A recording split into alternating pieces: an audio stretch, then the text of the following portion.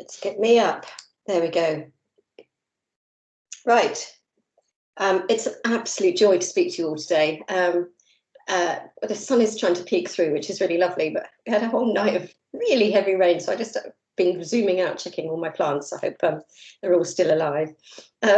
So we're going to talk today about psychological safety and patient safety for maternity care. This is dear to my heart, all of this. We've been looking at safety for over 2 decades now.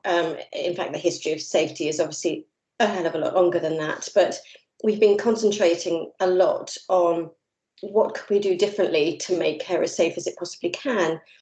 And we've done a few things that have been brilliant, but along the way we've done some things that haven't really quite worked. And so I think it's really important for us to reflect on all of that, and to ask ourselves, what could we do differently going forward? But one of the crucial things, there are some key messages throughout my talk.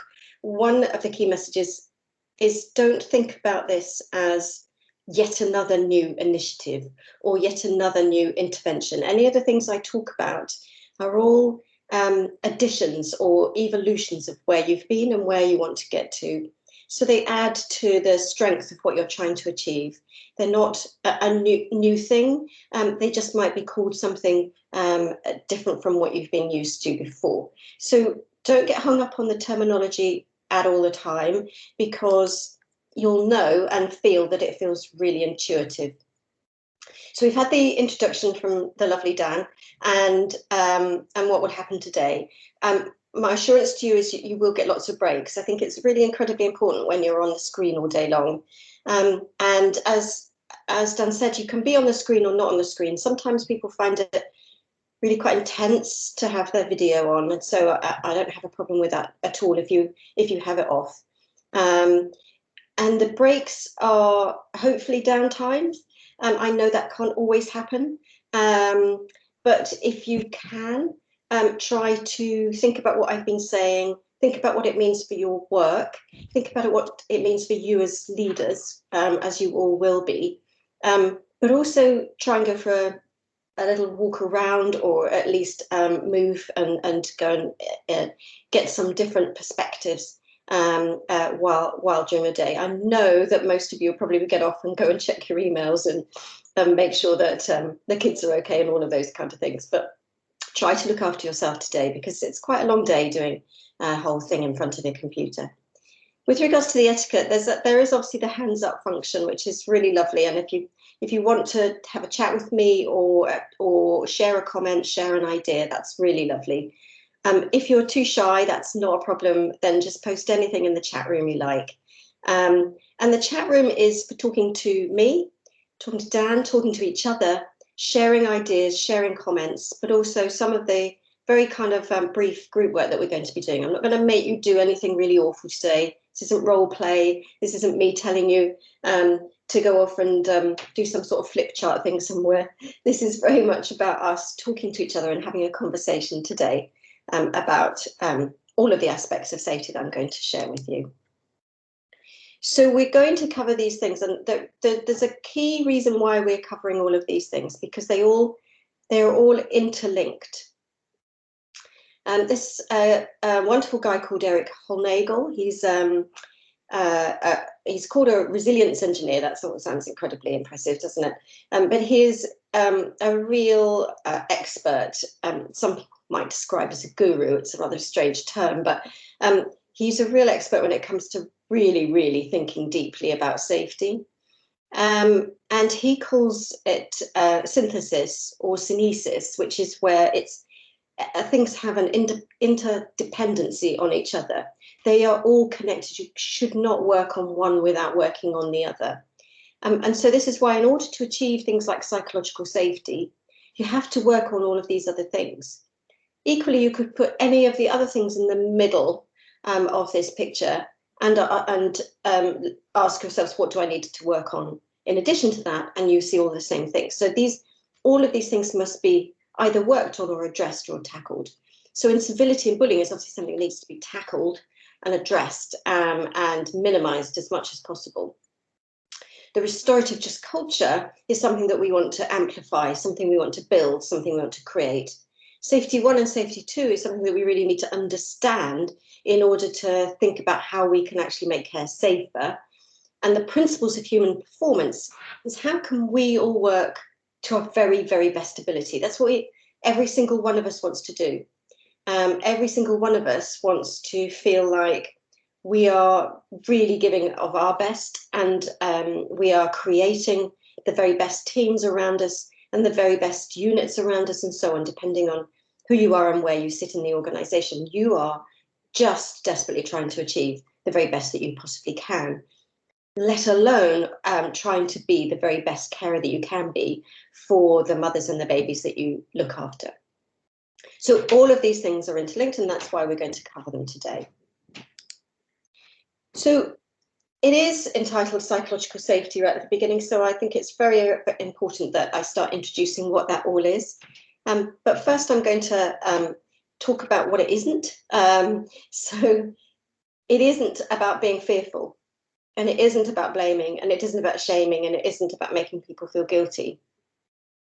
But sadly, when I speak to an awful lot of people in the NHS and beyond, this is what they feel. Feelings are incredibly important. So you may have people in front of you who are smiling, who are confident, who are assertive, who are getting on with their job on the surface, but underneath there's often some of these things going on. There's a fear that I'm going to make a mistake. There's a fear that I'm going to lose my pin. There's a fear that I'm going to let my colleagues down. There's a fear that I'm going to harm a mum or a baby, or there's a fear that I'm not going to be the very best person I can be, for all so many different reasons. I might blame others and I might blame myself. I might feel shame about what I can provide and what I can't, and whether I helped somebody or I didn't. And I might feel guilty about the actions that I've taken or the decisions I've made. We need to move away from all of these things in order to make very healthy, functioning, high-performing teams. But anything that makes us different can make it hard for us to speak up. These are all of the things that get in the way of psychological safety at a kind of grouping level, a difference. So we have banding. I have so many people who say they're very junior, they're at a very junior level, they really didn't know what they were doing. We don't need to give them that as much information because they're only a band 2, or whatever it might be. And those in those bandings are constantly made to feel like they don't necessarily have as loud a voice as others. Equally, gender. For so many reasons, and there's an enormous amount of research that's gone on, gender is a big issue. In particular, females behave very differently from males in certain circumstances.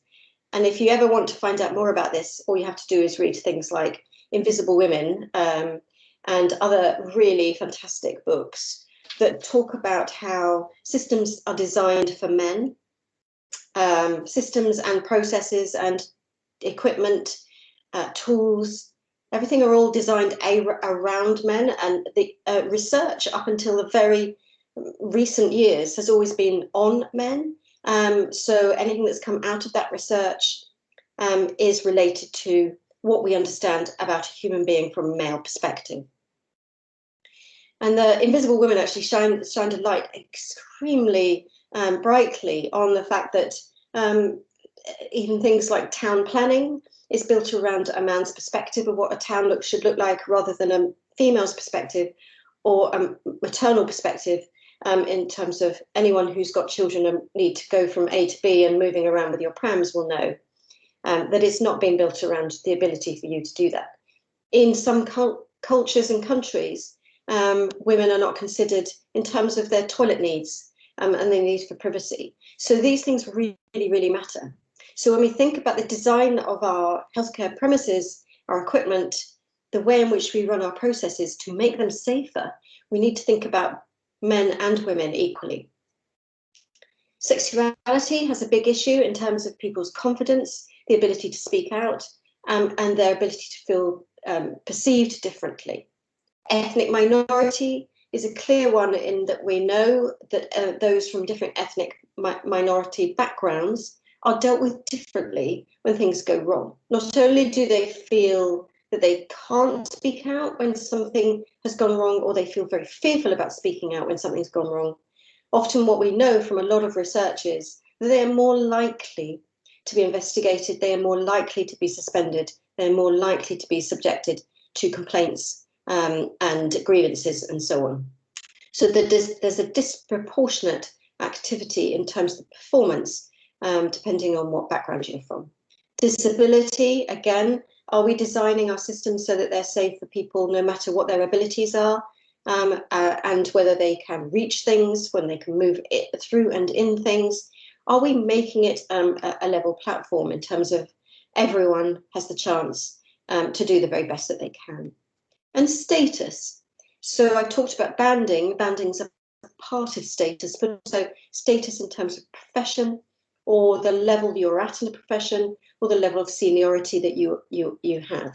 There are other things in terms of character, characteristics, your ability to be confident and assertive, or even stronger than that. But these are the things that make us different, but also the things that can make it hard for us to speak up. So I've mentioned invisible women, and I've also I would also recommend Emotional Female. So this hasn't come out yet, but I've had the chance to see some excerpts from it, which is about, as it says here, a brilliant young surgeon's journey through ambition and dedication to exploitation and burnout. And that sounds quite extreme, but it's definitely worth reading if you want to feel what it's like very, very strongly from the female perspective in a potentially male world, and how hard that is being. So there's a wonderful woman called Dr. Samantha Bat-Rawden. You can follow her on Twitter, and she talks about how she also experiences things like, you must not show emotional colleagues because they'll think you're weak. You must be both assertive but not too timid, but also not too overconfident. We as women have to think constantly about why we are behaving like we're behaving and whether we're behaving in the right way. This seems quite odd and counterintuitive to an equal team, but all of this sets you up to realize that we don't have equal teams.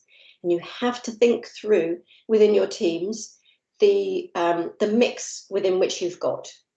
When you're working with people, look around you, notice them, notice obviously their gender, but also notice differences about them, and then notice their similarities, and then try to actually maximize those similarities, but also give those people the opportunity and the permission to be an equal part of that team, to belong. It's a crucial part of psychological safety, is to belong and to feel therefore that they can speak out. So psychological safety was coined by a wonderful woman called Amy Edmondson. Again, you can find her on various things like TED Talks. She has numerous books on the subject. This is one I particularly like, around creating the fearless organization. Not only does she talk about creating psychological safety in this book, she also talks about concepts around teams, teamwork, and something she describes as teaming, which she quite rightly says is incredibly pertinent for healthcare. So teaming is where is what we know all the time, is that we come onto a shift and we look around the room and we see colleagues that we know, but they're not the same mix of colleagues that we may have been on with yesterday or the month before or the year before or whatever. They're always a subtly different mix. It is sometimes an absolute joy, isn't it, when you come on and it's exactly the same people that you've worked with maybe the day before, but it's very rarely like that these days. In my day, as it is commonplace said, when you get to my age, we used to have shift work where they did try to do that, where they tried to actually create similar teams for periods of time. I remember that I used to do 7 nights in a row, sometimes 10 nights in a row, and you'd often try to get a full team of people doing those 7 nights together. You can imagine that intense bonding that we got. On the seventh night, you were flying. You were really working as a cohesive, coherent, collaborative team of people who communicated well, who knew each other, that we knew each other personally and professional, because you're always going to have those lovely conversations in between the intense work that you're going to do. But we don't have the luxury of that anymore, or very rarely. If you do, then fantastic. But it might be something you might even want to think about when you're organising your teams, when you're setting out your rotas, when you're thinking about connecting people together to work together, creating some sort of synergy in that respect, so it will build up a bond. But what Amy says is that in the absence of that, we have something called teaming.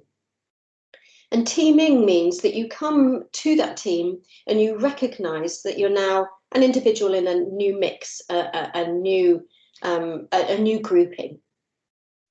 And you ask yourself, why am I here? And you all do that. And you discuss, and can discuss your higher purpose. This sounds a bit nerdy, and some of you may not want to do this, but what is your higher purpose for the day? It doesn't have to be, we want to be the very best we can be and get through the end of the day with absolutely no mistakes, no harms, no whatever. It can be, during the day, we've got to do quite a complex procedure. One of our patients may be needing to go for an MRI. One of our patients may be needing to go for a particular surgical technique, or whatever it might be. And you ask yourselves, right, is that, can we team around that key purpose? What is each of our individual roles in that? And then you broaden it out to the wider multidisciplinary team, and you start to bring people in and say, this is the team for this woman who's going for their MRI, and we're going to actually work together to say who's doing what. It's very much built on the world of ED medicine, when we have people who come in from disasters, or they've been involved in a car crash, for example, and everybody knows what their role is. They come in, people are leading, people are doing observations, people are doing fluids, people are doing certain other things. Intensive care often do this kind of organisation as well. It's built on things that happen in other high-risk industries, such as Formula One and so on. So everybody knows this is the team today, and this is what our role is. And you can broaden that out in terms of your entire day. What's our higher purpose for today? And remember that higher purpose term, because we're going to talk about that when we get to polarity mapping. So let me get to the heart of all of this. So to shift from that fear and blame I spoke about, we need that psychologically safe environment. To help all of those people who feel different, we need them to feel accepted. Accepted as part of that team, and respected for what they have to say, their ideas, their concerns, their challenges. Think about this in terms of clinical escalation, incredibly important. People are able to challenge when they have ideas, concerns, or questions without any fear of repercussion. It's quite a strong word, repercussion, and it doesn't mean that people are going to get struck down. It can mean that somebody wants to raise an issue, but actually the response is even non-verbal. They see a cue from somebody which is, no, don't raise anything, or a sneer, or a raised eyebrow, or a look away. It doesn't have to be somebody shutting you down verbally. It can be shutting you down just with their body language, their movement, the raise of an eye. And that repercussion feels like a hit.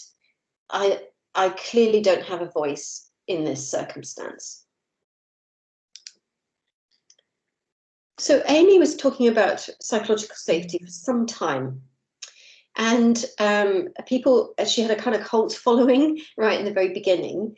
But Google, whom, if there isn't anyone who doesn't know what Google is, probably needs to go and have a serious talk with themselves, but decided to do a huge piece of work with around about 180 teams. It's a very, very large organisation, as you can see, but so is the NHS. It would be really brilliant if we could replicate this.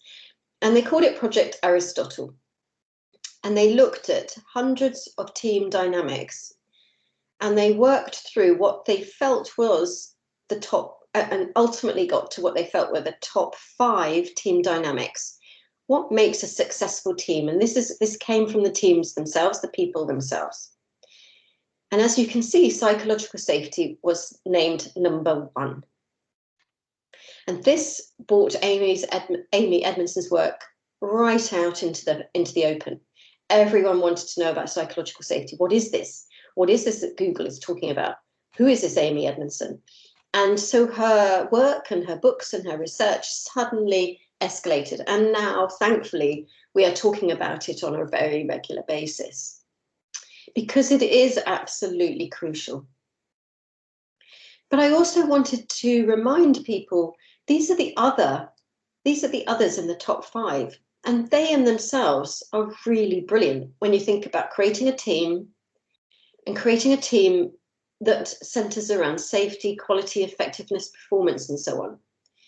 So dependability, what a lovely, lovely word. This is where people can count on each other to get things done, and when things go wrong. So you know that feeling, you come onto the shift, you look around you, and you ask yourself, can I depend on these people? When I get through, will I get through this day with these people?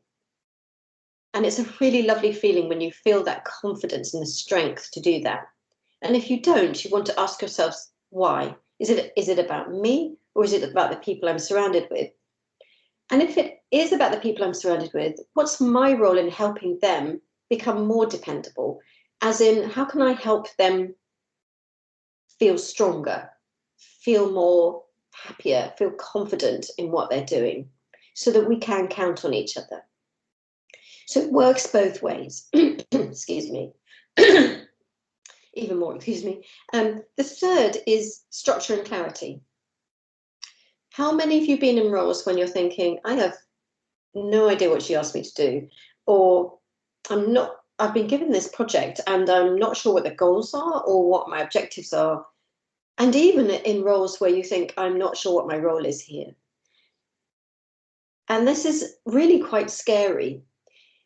There are too many times when we are quite good at being brief and short, and use shorthand, use jargon and acronyms, and we give people instructions that we feel that we know really well, and that, of course, we know what people know what we mean, but they may not. And without structure and clarity, this is really quite scary for people. I remember very distinctly being in a role where I was new to this role. I hadn't yet had time to spend quality time and conversations with my line manager. I hadn't been sat down and given my objectives. I'd applied for the role. I'd got a job description. I'd seen the person's specification. I think I knew what I needed to do, but I wasn't quite that clear. And after about a week, my line manager called me in and she said, I'm a bit concerned because you seem to be sort of floundering.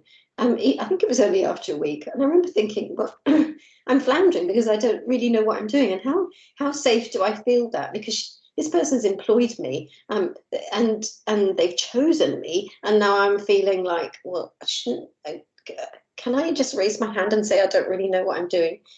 So I didn't. So I thought, okay, I need to buckle down here. Surely I need to know what I'm doing. So I sort of went back, looked at my job description, looked at what I'm supposed to do, looked at the projects I'm supposed to start. And I still floundered. And I overheard her having a conversation with somebody. This is where it got really scary. I don't know why I'm smiling, but I overheard her say, I'm not entirely sure that we've picked the right person for the job. And I thought, oh my goodness.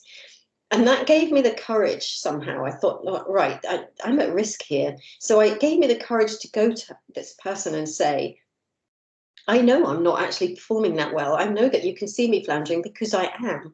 And the reason why I am is because I'm really not entirely sure what I'm supposed to be doing. And she was dumbfounded, but also dumbfounded about herself because she'd felt she'd made it clear and she absolutely hadn't. And she realized she absolutely hadn't.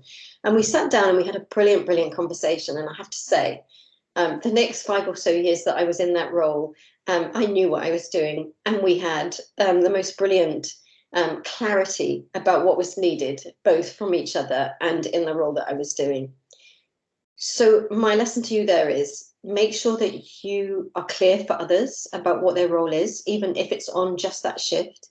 Make sure you give them some structure and some clarity, some goals and some objectives, and that they know what their role is, and that they have plans, and that they can develop those plans with you, so that you both know and are in agreement about what is needed here. Which brings on to that lovely bit of meaning of work, because without all of that, you don't have the meaning of work. You don't feel that you're bringing the right you to work, and it doesn't feel personally meaningful at that point.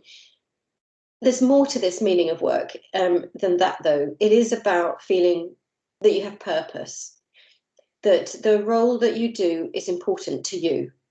It doesn't really matter what that role is. It has to be important to you. You have to feel that this is what you are really great at and what you want to shine at. And it's important for all members of the team to feel that. And then ultimately, that means that you will give some impact. That impact could be anything. That impact could be a brilliant team member, a brilliant midwife, a brilliant obstetrician, a brilliant gynecologist, a brilliant anaesthetist, a brilliant whoever you are, and that your work matters, and that you're able to create change, and you're able to bring ideas and all of those things. So you can see that those 5 team dynamics are wonderful no matter what. But they lead ourselves all the way up to psychological safety, and they absolutely lend ourselves to working as safely as we possibly can. I'm revisiting Maslow's hierarchy of needs because I think it's something that often gets forgotten. We learnt about it in our early days, didn't we, in our training to be whatever we are on, in my case, a paediatric intensive care nurse. So I learned this right at the very beginning. I learnt it very much about patients in particular, but and it really only dawned on me not a few years ago that it was so much about everything. It's about all of us, staff, patients, no matter where we are in that whole spectrum, we are human beings and we need all of these things. So crucially, at the bottom there, we've got the psychological needs. Our psychological needs, our psychological safety is definitely a priority. And in our lives, we need to feel safe and secure.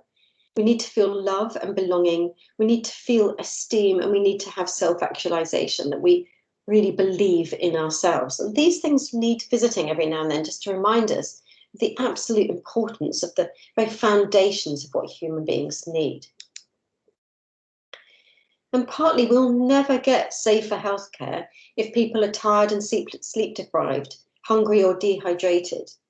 All of these things have been known, and the research has shown us that they affect our ability to think. You know that, everybody knows that. If you're really tired, you're walking through some kind of metaphorical fog. You forget things, your memory lapses, you're clumsy. If you're hungry or dehydrated, you can do all of those things, but also you can be aggressive, you can be off with people, you can be not yourself in any way, shape or form. So it affects your ability, your cognitive ability, your memory, your mood, and therefore obviously your relationships. The way we think. So you actually start to think differently the more tired you are, and you go from a more intuitive thinking than an analytical thinking, because it's harder to think analytically when you're tired and when your energies are low. And it means that your intuition takes more control over your decisions, which isn't always the best. We often say in healthcare something like, I intuitively knew that my patient was deteriorating. Well, you do intuitively know, but you also know analytically, because of the expertise, experience, the skills that you've got, the cues that the patient is giving you, the signs and the symptoms. You make decisions about deterioration based on both analytical and intuitive thinking. So if intuition is simply there, then you miss those analytical points. And all of this leads to that whole Maslow's hierarchy of well-being and safety. And and those two are so needed for productive relationships, and productive relationships are so needed for well-being and safety. There's an absolute yin and yang there. So building on Amy Edmondson's work is some work by Timothy Clark. Timothy Clark has written a book called The 4 Stages of Psychological Safety. And as you can see here, as I've emphasized early on, number 1 of psychological safety is inclusion safety, that people feel safe to belong to the team. So we have all of those people with differences. They may not necessarily feel they belong to the team. I need to make a point here. Differences aren't wrong or bad. Differences are just a fact. Differences are only wrong or bad if we make them detrimental for someone. So it is an absolute joy that people are different, and we need to embrace that difference and embrace the fact that they bring something different to the team. So when I'm talking about differences, I don't mean that we iron them out or we kind of gloss over them in any way. We both maximize them in terms of the joy that they bring, but we also minimize the impact in terms of the bad effects that they might have. So inclusion safety is number 1. I'm going to talk about that a little bit more. Learner safety, people are able to learn through asking questions. If you can't ask questions, how do you learn? There are other ways that you can do it introspectively. You can read your books, your articles, your research. You can do all of those things, but asking questions is at the very heart of our learning. We've asked questions through the millennia, from our cultures, our ancestors, our generations and beyond. Asking questions has enabled us to progress, to innovate, to improve, to move on, to understand, to do all of those wonderful things. If we can't do that, we don't do that level of progression. The 3rd is contributor safety. People feel safe to contribute their own ideas. That's the Amy Edmondson sort of take on the be able to say something without fear of repercussion. So you feel safe to contribute. And challenger safety, which is where most of us find hard to get to, is that people can question others' ideas or suggest significant changes, challenge other people. We don't like conflict as a natural human trait. We don't like it. And conflict and challenge can sometimes feel the same thing. And so what we need to do is think about how can we actually focus on these even more. So as Timothy Clark would say, psychological safety is a condition in which human beings feel included, safe to learn, safe to contribute, and safe to challenge the status quo. His words around the without fear of repercussion is without fear of being embarrassed, marginalized, or punished in some way. And the 4 stages of psychological safety is a universal pattern that reflects the natural progression of human beings in social settings. So in fact, psychological safety then, by his account, broadens right out to away from just work. It broadens out to your feelings in a community, in society, when you are at a social event, when you're at a meeting, when you go to those conferences. Are you one of those people, a bit like me, you'll arrive and you'll see hundreds of people? We haven't done this for a while, I know that. But we arrive at a meeting or a conference, there's a large group of people and you think, right, I need to find somebody to talk to. Is there anyone I can recognize? If not, I'm going to probably stand in the corner. I'm probably going to look at my phone. That'll be a good thing. I'll look at my phone because that will make me look busy and interesting. And or I'll grab a drink. Yep, that'll make my hands feel like I've got something to do. And I'll kind of look away from the people because I feel nervous about doing that. That's the introverts. That's the introverts in our lives. We have some wonderful people, friends of ours around us who are extroverts, who will go, I see that person in the corner. I'm going to go and find them and talk to them, which is really lovely. Us introverts need the extroverts and vice versa. But we all have that, don't we? So social settings, meetings, and conferences and so on, we need psychological safety in those areas as well. So when teams, organizations, and social units of all kinds progress through these 4 stages, they create those deeply inclusive environments. So when I think about my example of the ability to work with the same people for at least 7 nights, and what a joy that was, that created some kind of social unit that I'd like to feel went from Stage 1, feeling included, all the way to stage 4 of being safe to challenge. Now, I know that some of you will be thinking, yes, but what if I was on 7 nights with some people who I didn't feel safe with? And that I absolutely accept as a challenge, and we need to think about what your tactics might be in that case, what you might do to get through that, and what you might want to do to understand why. Because there's always reasons. There are always reasons why people behave like they behave, and there are always reasons that underlie that. And I'm going to talk about that when we cover incivility and bullying, because I think that's a crucial one. If you were working within a team that you felt that there was this element of incivility broader than just simply people being sharp or occasionally rude, or God forbid, you were surrounded in that respect by a bully or bullies. So we need to go there, and we need to talk about that. Otherwise, we will not create deeply inclusive environments. Deeply inclusive sounds really lovely, doesn't it? And in that respect, we want to accelerate learning, increase contribution, and stimulate innovation, as I've mentioned. So if I look at that just a little bit more intensely, inclusion safety satisfies the basic human need to connect and to belong. Everyone wants to be accepted even more than being heard. It's worth saying that again. Everyone wants to be accepted even more than being heard. Because you can feel accepted without having to speak, without having to say anything. You just know that you feel part of the team. When others invite us into their society, this is when we start to talk about the differences and the groups that we create, the tribes that we create, those cliques that some people might refer to. When others invite us into their society, we develop a sense of shared identity and a conviction that we matter. So think about that in terms of not only the teams that you work with, the units you work in, but actually the whole broader society in which we work.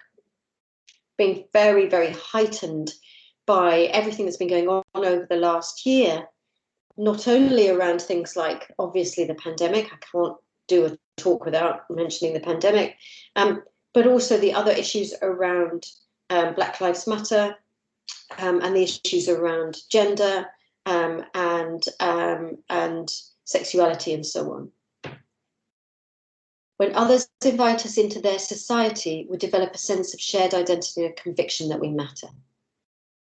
We shouldn't have to invite people into our society. We should be much more inclusive.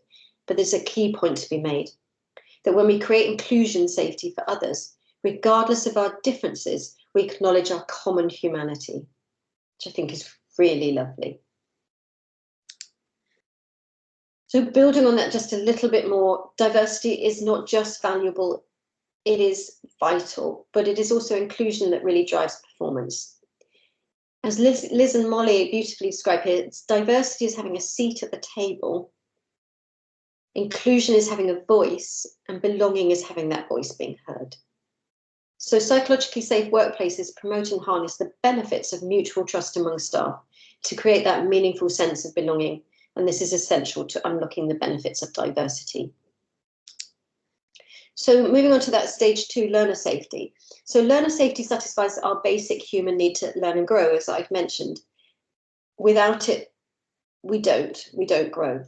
It allows us to feel safe as we engage in all aspects of that learning process.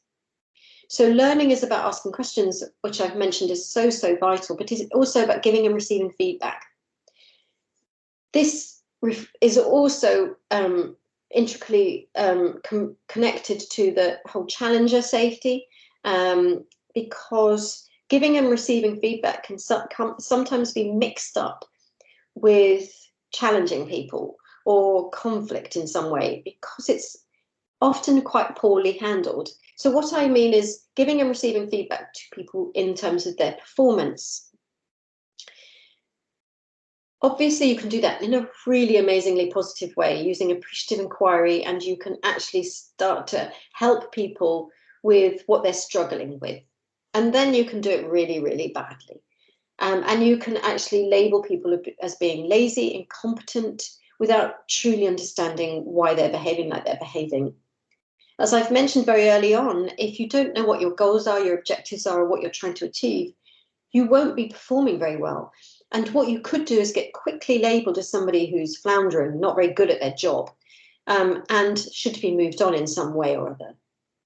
We need to give and receive feedback so that people grow. So the giving of it needs to be done in a respectful, a kind, and an appreciative way. And the receiving of it should be the same. I'm going to receive it in the way that it's been given to me. But learning is also about experimenting, trying things, and even making mistakes. This always makes me shudder a bit, because a lot of human factors experts, a lot of safety experts say that it's important that you make mistakes in order to learn. But in healthcare, that's a really hard thing to say, because making mistakes sometimes means that we might end up by having a level of harm associated with that mistake. So it's a really hard thing to address.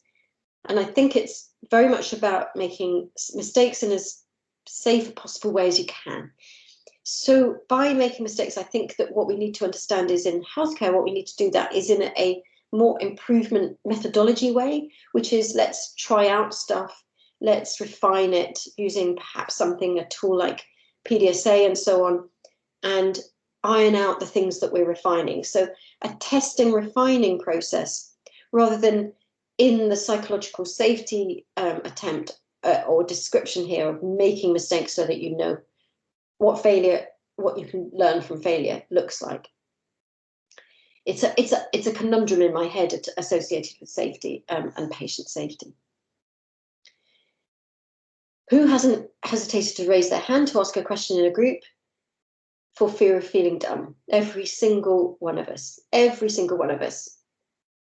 Even some of the most high-powered people I've had the privilege to work with over the years have the fear of feeling dumb. I've seen people who are incredibly senior, incredibly experienced and expertise put in certain situations where I can see that they're physically shaking and worried about saying something that will make them look stupid and for others to perceive them differently. So the lack of learner safety triggers that self-censoring instinct, and best not to say anything, causing us all to shut down. Contributor safety, let's just look at that a little bit more detail.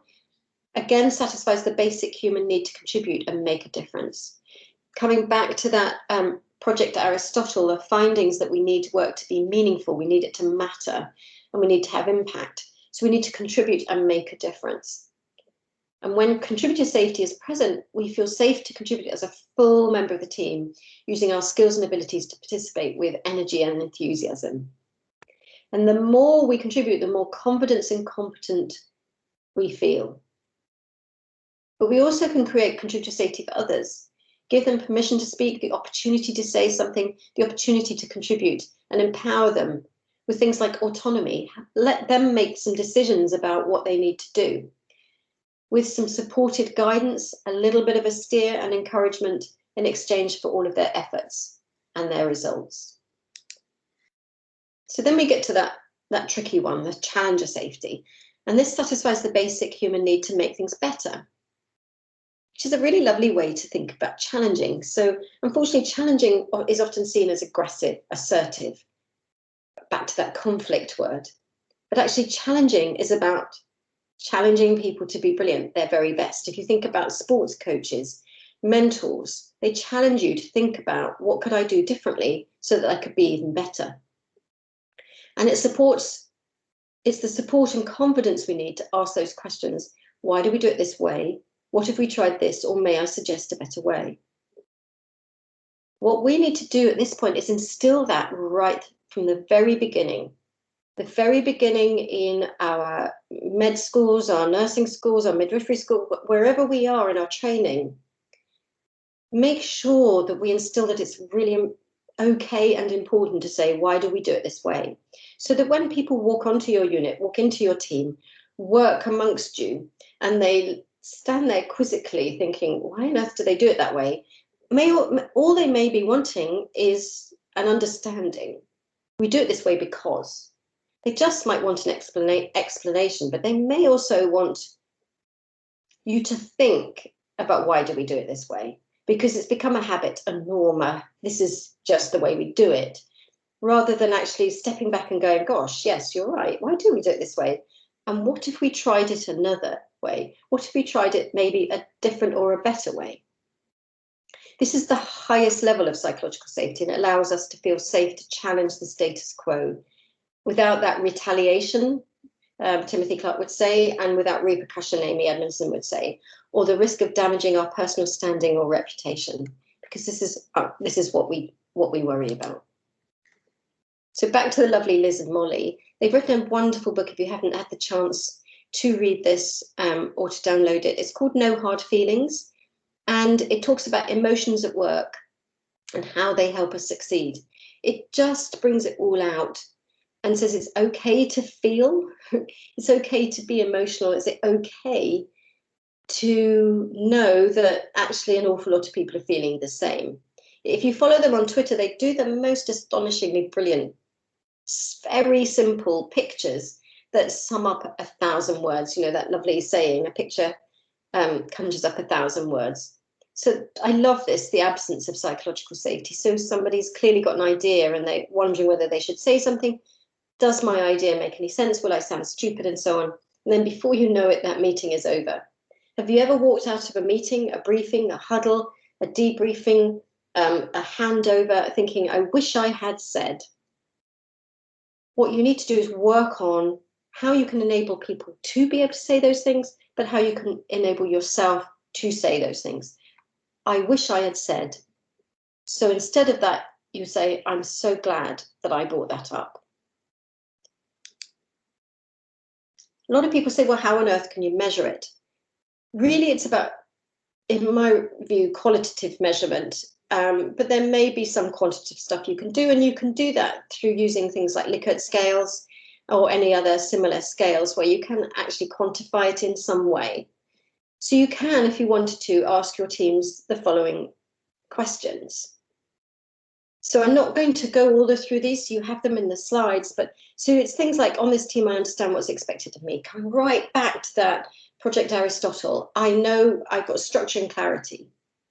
If I pick another one, when something goes wrong, we work as a team to find the systemic cause. Do we do that? Or do we actually start to go, well, it was all down to this person's fault? Or we go to find something really simple as a cause, rather than let's really review this and work our way through as to why this might have happened. Is it safe for me to take a risk on this team? Or nobody on this team would deliberately act in a way that undermines my efforts. So people can score themselves as to how they feel. Either I don't feel this or I totally feel this. And if you do this over time, you might actually see that the team that you've got or the teams that you're surrounded by grow in terms of their psychological safety. So you can measure it. But actually a wonderful way of measuring it is very much about qualitative storytelling. People need the chance to describe how they feel. And so you can simply even just ask people at handover, in your huddles or your debriefs, how are you feeling today? You can even do that on a scale of 1 to 10. How are you feeling today? I feel really tired, or I feel really energized, or I don't feel safe, or I feel really safe. Just simply ask people how they feel and get them to then, if they say, I feel 1, as in that's really low, do you want to talk about that? Or do you want to come and see me about that? Do you want to share any of that? Without putting them on the spot, but allowing them to open up about the fact that they may not feel as great as they could do. This is the work of Jim Reason, used to talk about things like the 3 buckets, which is self and task and the work that you're doing, that you and yourself need to feel that you are on it, and that you feel that people around you are with you, and you're going to be the very best you can be. But actually, if you don't, so if you're really low in that score, you feel the ability to turn to somebody and say, listen, I had virtually no sleep last night. I'm really worried because of things at home. And I'm not entirely sure that I know how to do this particular procedure today. So A, I need help on this procedure. B, I need you to look out for me because I think I might be more at risk of making some mistakes. And I think I probably shouldn't do some of these things because I feel clumsy today. I feel like I'm not thinking straight. That feels very risky for some people to share. But actually, if you felt that you could share that, that means you really do genuinely have a psychologically safe team. And that people have felt able to do that. And how brilliant is that? That feels that you can then look out for that person, that you can be there for them. You might want to even give them extra time for things, extra breaks, extra thought, extra supervision in some way, because they have told you they feel at risk. And believe me, everybody will feel like that. And sometimes in many instances. So the things that might help. I've mentioned appreciative inquiry. Our language and our tone absolutely matters. So when we think about when something's gone wrong, or when there are a few things, technical issues that aren't quite right, all of these green sentences are the things that we should be asking ourselves. What do we like about what we see? How often do we think it goes as planned like this? Why do we think it goes as expected? Who makes that happen? And what are the factors that help our ability to work safely? And how can we keep replicating what works so that it continues to go okay? These are all the lovely, positive safety conversations. Not who is at fault, how often do we think it goes wrong? Why do we think it goes wrong? What are the causes that led to the error or mistake? They're important to understand at some point, but you really need to start drilling down on being much more appreciative in the way that you talk to people. And the whole world of appreciative inquiry is worth really delving deep into, so that you can think about the words that you use. Once you've really thought through appreciative inquiry, it makes you think about how you talk to people on the phone. It makes you think about the words you use in an email. It really thinks about the positive and the negative, the way that you can come across. Because for every negative statement you make, you can actually switch it and create a more positive approach, a more positive statement to make to somebody. So rather than, I think that you've not done that at all well, you can turn around and say, there are certain aspects that you are absolutely brilliant at, but these few little things I think that we need to drill down in terms of what can I help you to be even better. So really think about your language and your tone when you're working with people on a day-to-day basis. A big pet hate of mine, back to that whole objectives and clarity, acronyms and jargon. We use these all of the time, and I know that we use these as shorthand sometimes. We use them in a way that we think makes our world easier, and you know, to some extent they may do. Anyone who's watched Line of Duty will know that we spend most of our time using them in ways that enable us to communicate rapidly. But if you do watch Line of Duty and you watch like the first series and you're thinking, what's an OCG? And anyway, I won't go on about that, because in healthcare we have multiple acronyms and jargon. And it reminds me of a time as a student nurse. So I am a student nurse. This is the 1980s. I am very young, very naive, and I want to please absolutely everybody. And a junior doctor comes up to me and says, I need to get this message to someone in SCBU. And I'm okay. And so it hands me over a piece of paper. And literally, that was it.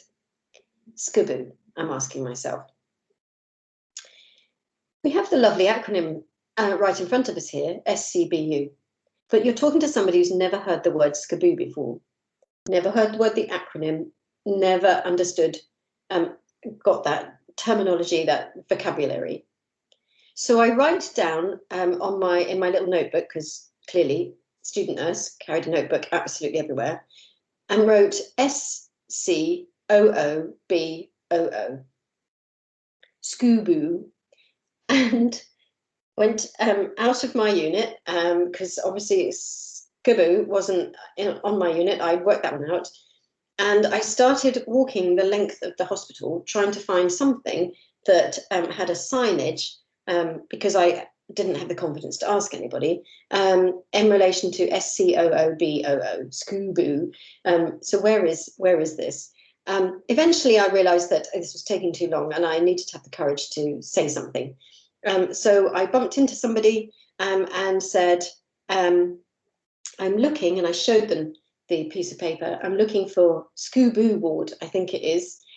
Could you point me in the right direction?" At which point, talk about fear of repercussion, I got somebody who absolutely burst into fits of giggles and said, "I think what you need is the special care baby unit, SCBU, or SCBU for short." And the penny dropped, and I went bright red, and I felt totally and utterly mortified, and therefore knew where I was heading. It's fun and it's silly, but it just tells me everything about this is what we do to people. We use these acronyms and we use this jargon, and believe me, you will have people who will be looking at you, and they'll be nodding. They will not have a clue what you're talking about. Again, I've been in very senior meetings where people have rabbited away, and seriously, most of us come out of the meeting thinking that was Russian. And I worked with a chair of the National Patient Safety Agency called Lord Patel, and he said, absolutely none of the reports that go through the NPSA should ever have any acronyms on them. So every single board report, you used to have to write out National Patient Safety Agency every single time. And used to get really irritated by it, National Patient Safety Agency, rather than PSA. But it was something that he wanted to instill in all of us, even though it was obvious what NPSA was. If we used NPSA, we would drift, and we would have used other acronyms and other acronyms and other acronyms. And he said it's so hard for people when you start in a new organization to really know what people are talking about unless you're talking about things in full. So I know I've gone on about this, but again, this is a vital thing in relation to psychological safety, because people will not speak out when they go, I have no idea what you've just said. I won't go on about more examples, but there was another one about DF118 that was a drug that we used to give, which, believe me, I used to write in my little handbook about phonetically. DEEFF, fondinate, or something like that. Honestly, please don't reduce people like me down to idiots trying to phonetically describe an acronym. So let's talk about clinical escalation. So we need to give people the opportunity and the permission to speak. We need that in clinical escalation, absolutely. And we need to understand whether it's safe for people to escalate clinical concerns and easy to ask the members for help. But crucially, to understand that I need to understand what I can do, when I can do it, and to whom. So you need to make this really clear every single day, every single shift. If you need to escalate something, this is who, and this is when you can do it. This is what you can do it about. Make it clear it's about pretty much anything and everything and to anyone. And to do it when you feel you need to do it then and there. But also tell those people that if they escalate unnecessarily, because you may well at times think, well, I don't know why on earth they escalated that, it's never held against them. Thank you. Thank you for bringing this to my attention. However, this is what I feel that we should be doing, and I think we're on the right track, or whatever it might be. And this is the whole world of Teach or Treat that the Each Baby Counts Learn support is trying out and testing and refining, along with various other interventions and initiatives and change ideas that we're doing to try to improve escalation and the response to escalation and the ability for people to speak out. So if you're interested in all of that, then watch this space when it comes to the Each Baby Counts Learn support work. And the third point, when I escalate my concerns, I'm listened to and heard. So not only is it not held against me if people think, why on earth did they escalate this? People genuinely listen and hear and understand. And they give the response. Whatever that response is, and it's clearly explained to me, even if there's no action to be taken. So another simple step that you can do to help that escalation process and to help the team feel like they a part of a bonding, coherent, dependent team. You can do things like take 5. This is something that I've developed over time, and I've used on numerous occasions. And we used it rather interestingly when I was a volunteer at the London Olympics when we were games makers. We use this take 5 process at the beginning and the end of the days, so it's a day or night, to value and recognise everyone's contribution, say thank you, and importantly ask these 5 questions. How is everyone today? What did we learn today that we would want the next shift to know about? What did we learn today that we would want to take forward tomorrow? What do we need to escalate for further support and help in the future? And what do we need to share more widely than our unit or team? So you're connecting with every individual. You're also connecting what you're learning to the next shift, importantly, but also the next day, and sometimes even further than that. There may be things that you need to escalate to get equipment in the next few months, or some supplies or resources in the next year or something, but you've actually escalated that, and you know that you've all done that, and you've made a record of doing that. And then sometimes you find something that you think everyone needs to know that. For example, when we were games makers, and I worked at Excel in London and in the security team, and at certain points there were certain things we need to think, we need to share this, so that every single security team across the whole of the Olympics needed to know this point. And our team leaders would do that on our behalf.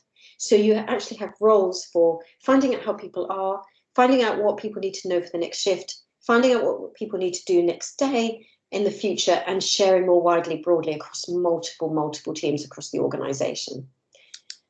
And then you can do that on a rolling basis. So you take 5 minutes at the beginning of the day or the night, and you take 5 minutes at the end of the day or the night. And you ask these same questions. How is everyone today? Etc., etc., etc. And you start to roll that, and then you start to get to know the things that people are highlighting, and actually things starting to get addressed. So you've got this rolling end of the shift, start of the shift, end of the shift, start of the shift. And if you record certain things very, very briefly on maybe a whiteboard or some kind of jot a note or whatever it might be, or it could be a digital space, you start to record these things, and over time you'll see the things that people are bringing up, the things that people are bringing up, and the things that you're starting to address. And it feels like you're actually connecting each shift with each other by this lovely interaction and way of a conversation. And Sweden, they talk about these things in terms of bringing people together to connect, as social activities such as fika, a moment when everyone comes together for coffee or cake. And I know that that's really hard at the moment, but we try to do things like dispense with hierarchy and talk to each other about work and non-work, building that bond that I talked about right at the very beginning. And it signifies for those that work in Sweden much more than a coffee break, because it fosters that togetherness, a collective restoration. Such a beautiful word. The things that hinder incivility and bullying. So I'm going to pause at that point and come out, because we're going to come back to that after you've had a quick break. Let me just come out of there and share. Oop. Oop.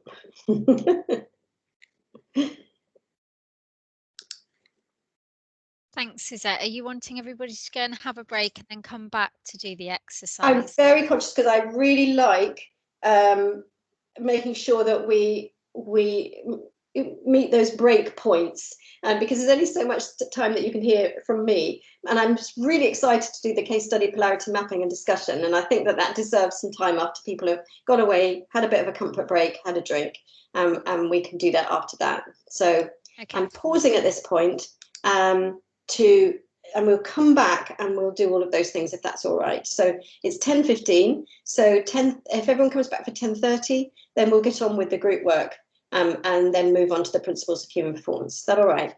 That's absolutely fine. Shall I leave it just recordings and then stop it and then restart it when we do human performance? What's best? Yeah, good idea. Good idea. Okay. Yeah. Okay, thank you. We'll all Brilliant. switch So, our cameras off. See you all at past, everyone. Thanks, Suzette. all right.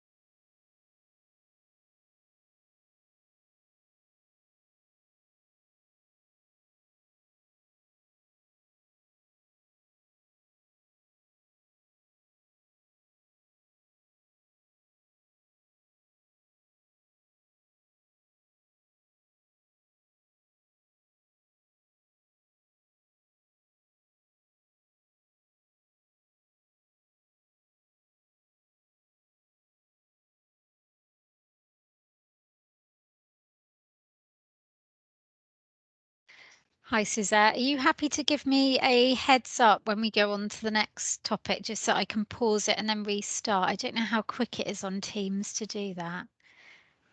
I was thinking that. So what we'll do is we'll do the quick group word thing. That's technical speak, and then we'll do, and then we'll go. Then I can go into talking about. Then I'll say you can start recording when I talk about the case study briefly, and then we can stop recording for the polarity thing, so that people can feel free to put all this stuff. I don't know actually, because maybe the polarity thing might be quite useful to have recorded. I certainly love the polarity mapping, but let's put let's just if you want it. Yeah, the only thing is the kind of the group work when people want to put things in, and so that also that looks a bit clunky when it's recorded, doesn't it? So it won't be, so it'll only be short bits that won't be recorded. Yeah. So I'll when we've done this small little exercise, then I'll say now you can turn the recording back on. Okay. Brilliant. So do you want it left on right now? Off for now. Off now. Okay. Sorry, I'm easily confused. Right, stop recording now. No, it's me. It's me. It's not you. It's me. So stop now, and then a little recording, and then the bigger one. Okay. Yeah. So stop recording.